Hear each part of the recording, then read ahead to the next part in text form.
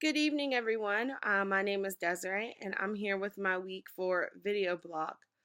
This week, I chose choice 3 to develop a communication public relations plan for your school or school district, incorporate social media along with more traditional venues for communicating school and district news, and then to answer why it's important to use multiple platforms to communicate with school stakeholders. Include the pros and cons of each component of your communication public relations plan.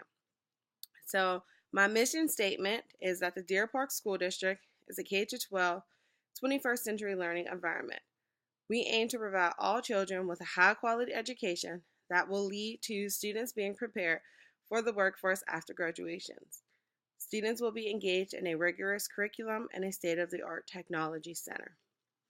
It's very important that if you're going to develop a communications plan or public relations plan for technology, that you incorporate technology into your mission statement. I looked at two types of communications: external communication and internal communication. I looked at the strengths and weaknesses of both. So, for external communication, the district will utilize Facebook and Twitter to send information to all members of the community.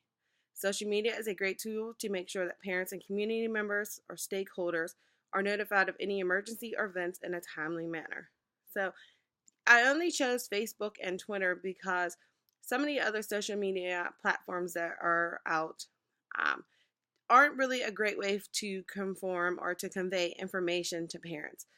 Some of them are just for entertainment purposes only, and Facebook and Twitter are also two of the main social media applications that parents use. So I said some of the strengths of using social media would be that parents and community members are notified of any events or issues that may arise in a timely manner.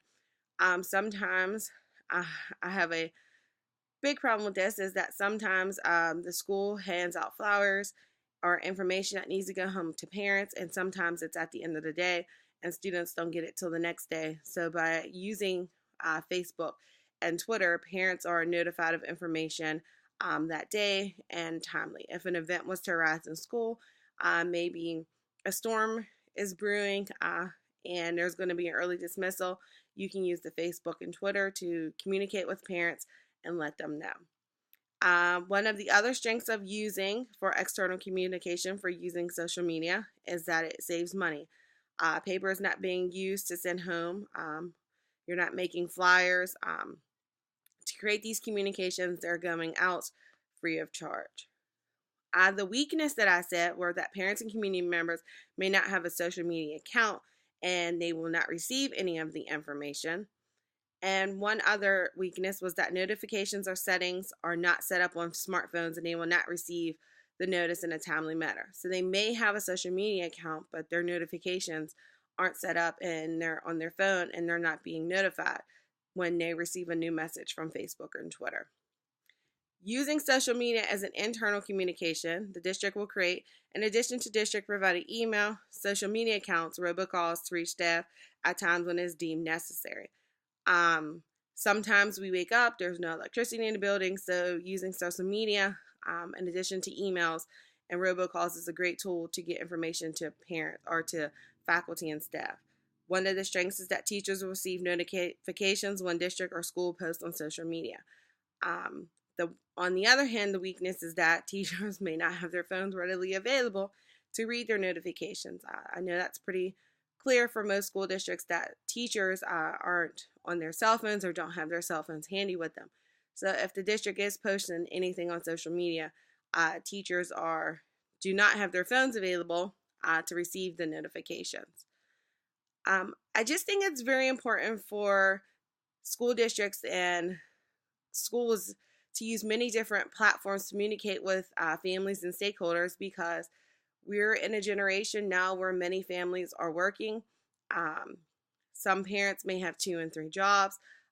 Some parents just aren't getting any paper notifications sent home. So it's a great tool to just keep the whole school and keep the whole community engaged in what's going on with the classroom and within the school district. And it's a great way to show the community members that even though they may not have children in the district, that they are still available and that their input is still important.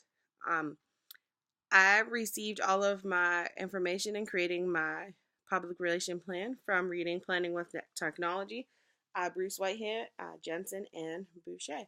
So it was great talking to you. I hope you enjoy, and God bless.